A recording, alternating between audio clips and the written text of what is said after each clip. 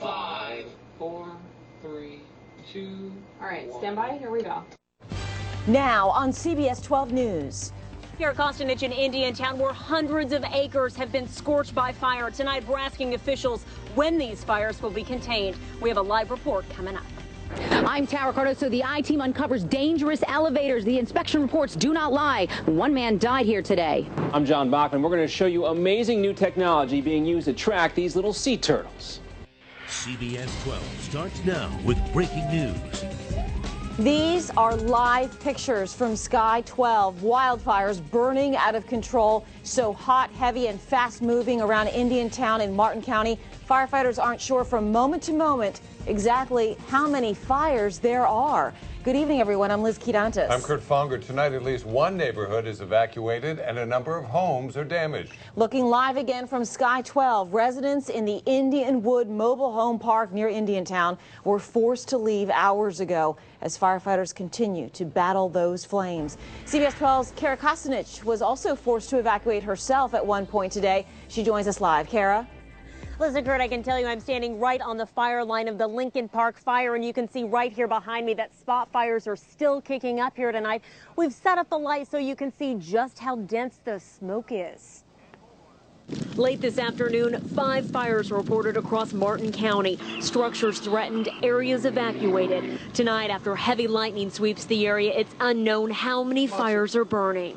I'm not going to say it's the perfect storm, but it's the kind of combinations that fit together. No rainfall for months, dry vegetation, and lightning.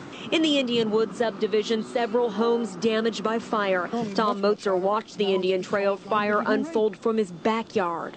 I look out the window, and the flames are shooting right back here at 50 feet in the air. They're all over the place. Tonight at the Shell gas station on Highway 710, Martin County residents stock up on fuel for their generators after more than 2,000 people here lost power. We're told the power was shut down as a precautionary measure. It's better to get the gas with the generator and be ready for no power and have a small amount of things packed up in case we have to leave. Meanwhile, the Division of Forestry says the Lincoln Park fire has burned more than 700 acres. The Indian Trail fire also burning more than 700 acres. And the Bob White fire burning nearly 20 acres. And back out here live along the Lincoln Park fire, we have been told by FP&L tonight that 500 customers are still without power here in Indiantown. Now, I also want to let you know that Red Cross has set up a shelter along the Canner Highway directly across from Martin County High School. Tonight, officials are telling us there is no word on when these fires will be contained. They're telling us that there is 0% containment out here. We also want to let you know that officials up in St. Lucie County tell us that those 3 brush fires that happened in that area earlier today have been put out tonight, but we have been told that there is a significant amount of smoke up there. That, of course, coming from Martin County. And folks, if you're going to be hitting the road tonight, you're going to want to be awfully careful because there is a lot of smoke out here. We're live in Indiantown. Kara Kostanich, Kurt, back to you. Thank you, Kara. Looking live again from Sky 12. The dry conditions and gusty winds only making the jobs of firefighters more difficult.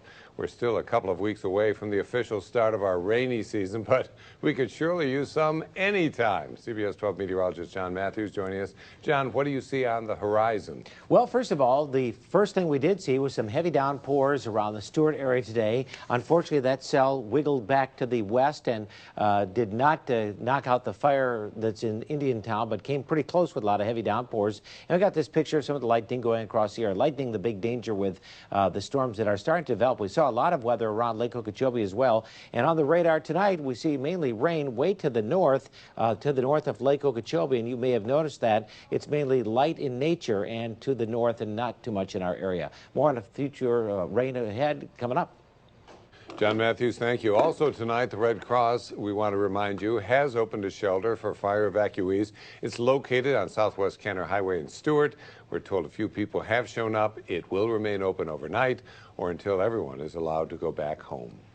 In other news tonight, an elevator comes crashing down, killing the man trying to fix it. Tonight, we know more about what happened inside the elevator shaft, and we're learning the elevator shouldn't have been operating at all. The I-Team did some digging, and CBS 12's Tara Cardoso found out in this exclusive story there were warnings about this elevator and many others. Right, Tara?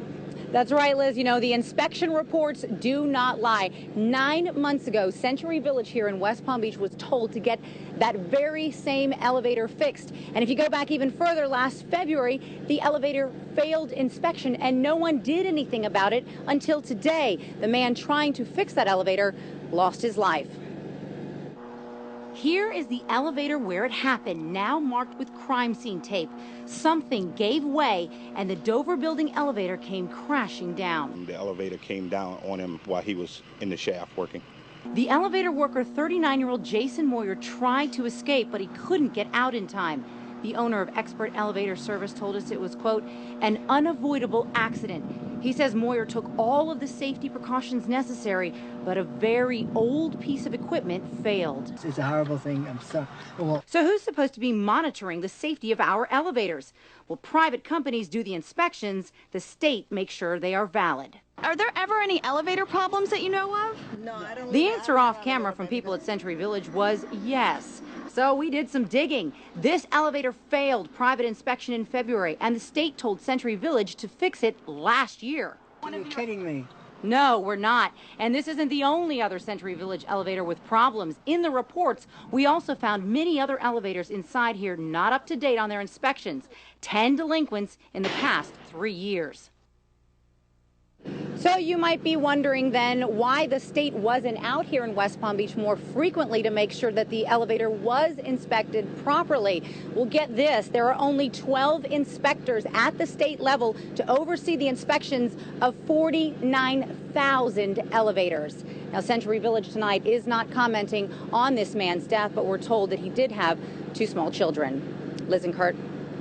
Tara Cardoso, thank you. The priest who was caught on camera kissing a woman on a South Florida beach is finally breaking his silence. CBS 12's Suzanne Boyd is here with that interview. Suzanne. Well, Kurt, a tough decision now for Father Alberto Coutier today in his first English language interview. Father Coutier told CBS News it's a decision he's been struggling with for years now. Obviously, you know, through the photos, it looks like a frivolous thing. Father Alberto Coutier finally breaking his silence about breaking his vows. But he says this was not some fling on the beach. Well, this is someone that I love. She is 35-year-old Ruhama Canellis, a divorced mother, someone Father Coutier says was a friend first. There was an attraction from the first moment we saw each other, but for a long time it was just a friendship. And I would say in the last couple of years is that it became something more than a friendship. The priest says there was no one on the beach that day. It was chilly and he never imagined he'd be recognized. The truth is that, you know, a lifeguard got his cell phone out and who works with paparazzis, and they called. And now this man who dedicated 22 years of his life to the Catholic Church has become the poster boy for the debate over celibacy. I do believe that people should be given the option to marry or not to marry in order to serve God. He also realizes that was not an option when he took his vows and says he has struggled for years about what to do with his feelings. Now he struggles about whether he should leave the church for love. I think that when you love someone, you just don't kind of say goodbye. You know, the pictures came out, this is it. No, I think you have to assume your responsibilities. Now, Father Coutier says this is the only woman he's ever had sexual contact with. He says he has not yet made the decision about whether he'll leave the church. Liz? Thanks, Suzanne. A man hit by a school bus in Riviera Beach during the rush hour ride home tonight. It happened in the 1200 block of Australian Avenue that's just north of Martin Luther King Boulevard. Police say the man walked into the path of the bus. We're told he was alert and conscious on his way to the hospital. No word on his condition tonight. We know they're hatched on our beaches and paddle away to see the world. But what we don't know is how sea turtles get there. Now there's new technology helping marine biologists track them. CBS 12's John Bachman has an exclusive look at this technology that's never been used before like this. This little loggerhead sea turtle being released back into the ocean is about to teach us a lot. Oh, it's incredibly exciting. I've been sitting at meetings and sitting at my desk for years going, where do these little loggerheads go? Jeanette Weinekin is a marine biologist and professor at Florida Atlantic University. She's been studying turtles for a quarter century, and she's always wondered. How do they get from point A to point B?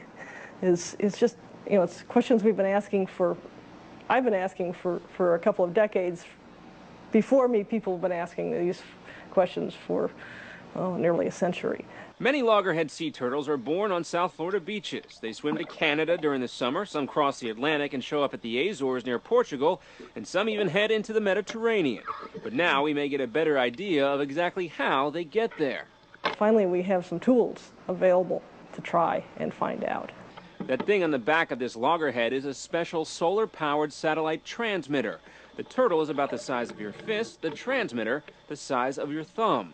Loggerheads are threatened, and Jeanette says they've been in severe decline for at least the last decade. The info gained from these satellite tracking devices will help determine which turtle habitats need the most protection. Oh, absolutely. It's a vital step. That's part of what's so exciting about it. And hopefully this turtle and others will have a brighter future. Off the coast of Palm Beach, John Bachman, CBS 12 News. And researchers tell us the turtles have already started sending back little satellite signals.